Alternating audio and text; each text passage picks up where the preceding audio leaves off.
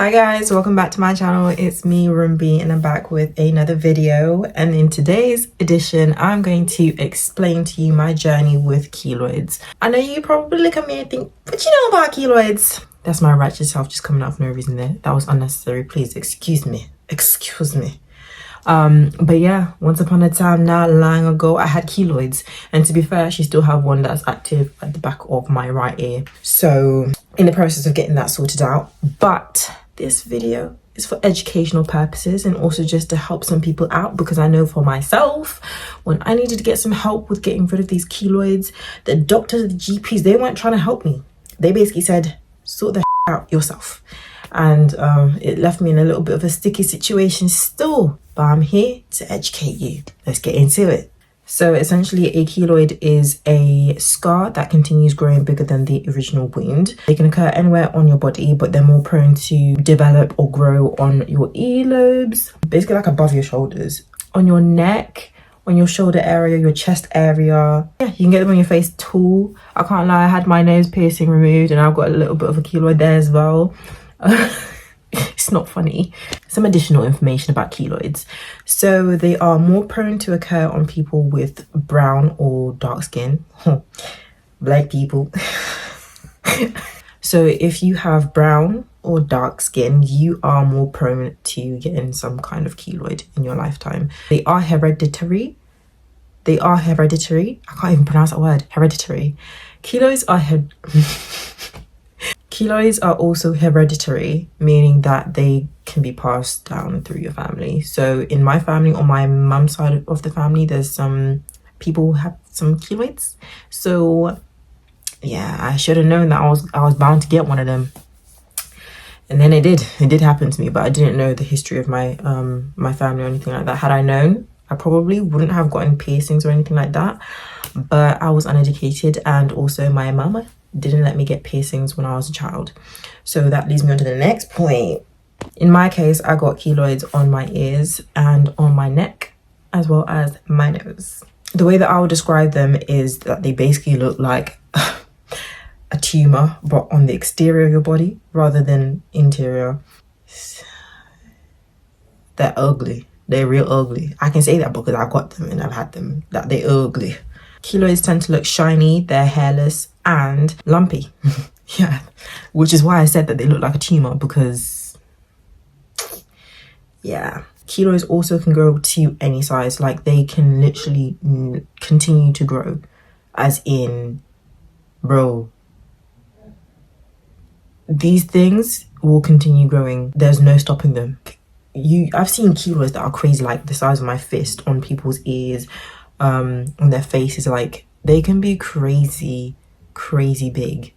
In order to prevent keloids from getting too large, best to go to a doctor in the early stage of a keloid, just so you can try and get that treated and stop it from progressing or growing too large. It can really have a big impact on your self-confidence, like it did on mine. Like for 2 years I kept my ears covered up. Like, bro, I'll see if I can insert some pictures or videos, because I was really going through it at that time. I was literally so self-conscious about myself. No one would see my ears. I would even put socks on them, bro. I walk around with a sock around the house. Like, that's how crazy it was.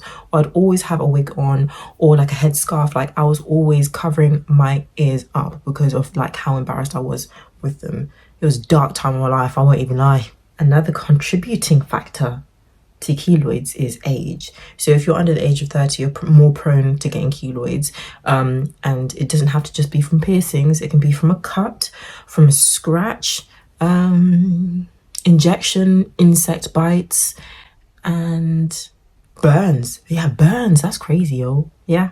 And the NHS typically does not provide treatment for these. So when I went to my GP, they kept saying, because it's not like a life-threatening illness or anything like that, it's not affecting my health, even though it was making me hella insecure.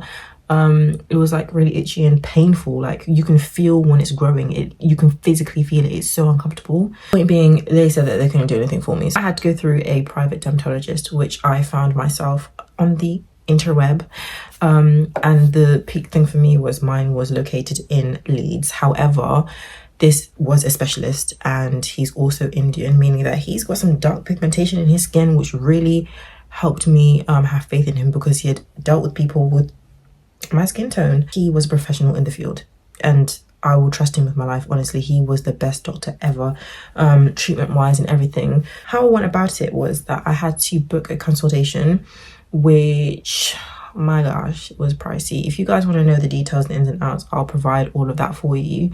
But initially I had to go in for a consultation where he examined my ears and then told me what treatments were available. I went down the route of removal, and he charged me not on the basis of like mole removal. They basically did, like, because I had 3/4 keloids, they charged me just on the basis of 3 mole removals, and then I had to pay for the injections afterwards as well. So in total, yeah, it was a bit pricey.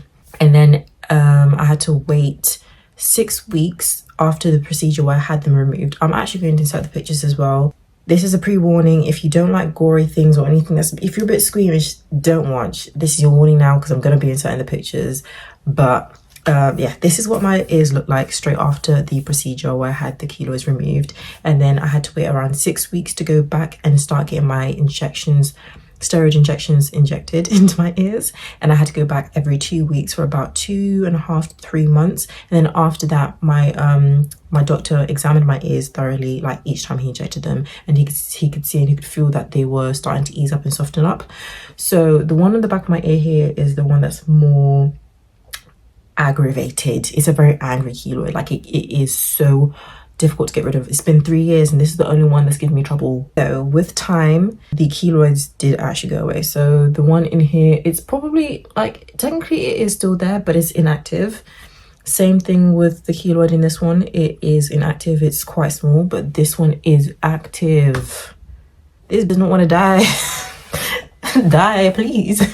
Anyways, so the steroid injections were successful, and now I've got my confidence back. You know, I got my ears back. I can show them off or whatever. And you can't even tell that I ever had keloids, really and truly. You really can't tell. Like, I have to point out, I'll even do like a, oh, no, you know what I'm gonna do? I will insert pictures. I'm not gonna show you my lace. It's not completely laid. I'll just tell you that there are side effects of steroid injections. So after I'd stopped going back for my regular routine injections, I developed a skin condition. The time that it developed, it had been like a couple of months since I'd actually received any injections. So at the time, it didn't seem like it was a side effect or anything. So I'll insert pictures of what it actually looked like. But I was basically getting black patches all over my skin, like all over my body, my face, my neck predominantly, my chest, my arms, everywhere. And it was a bit itchy as well. So I went to the GP a couple of times and they couldn't diagnose what it was. Eventually, I ended up getting referred to a regular local dermatologist who I would not trust with my life. I would not go back there again. And the reason being, the doctor that saw me, the complexion of their skin matches my top. I didn't know what they were up to, what they were doing, because my dermatologist, the one that I had who was treating my ears, when I asked him about it, he said it's nothing for you to worry about or concern yourself about. But I still got a biopsy taken on my neck, and then that developed into a keloid, which was just long. My dermatologist, he patented that still. He got rid of it when I went back for some top-ups in my ears, put some injection in there. But it basically, from what I know now, it was a side effect, the skin condition. It was a side effect of getting the injections put into my skin. If you don't know, get to know, steroids are really bad for you. Like, they're so bad for you. If you can avoid having any sort of injections or any kind of steroids put in your skin or tablets or anything like that, I would suggest so. If you have to, do what you gotta do, but please try and refrain from using them because they're really bad for you. I'm speaking from experience. But moral of the story is, if you have a history of keloids in your family, good luck. But my biggest advice would be, if you've got keloids, don't try and treat that by yourself. I've seen advice from the internet saying, get some kind of thread and try and tie it around it. Why would you do that? Why would you do that? That if anything, yeah, you might cut off the keloid, but it's going to come back with aggression. It'll grow back faster and probably even bigger. Don't try and do that stuff at home.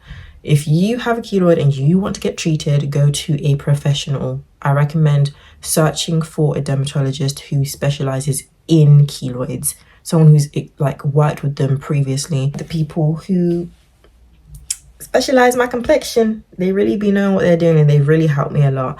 And now I've got my confidence back, and I'm so grateful to Dr. Sharif. You are the real MVP. Honestly, I'm so glad I gave you all my money. And I do it again, I will do it again. But that brings us to the end of this video. I hope that you guys enjoyed it. I hope that it was informative enough for you. Hopefully you took something from this, and you might have some kind of direction as to what to do if you are in a position with keloids and you just needed some assistance. But I'll see you guys in my next video. Bye.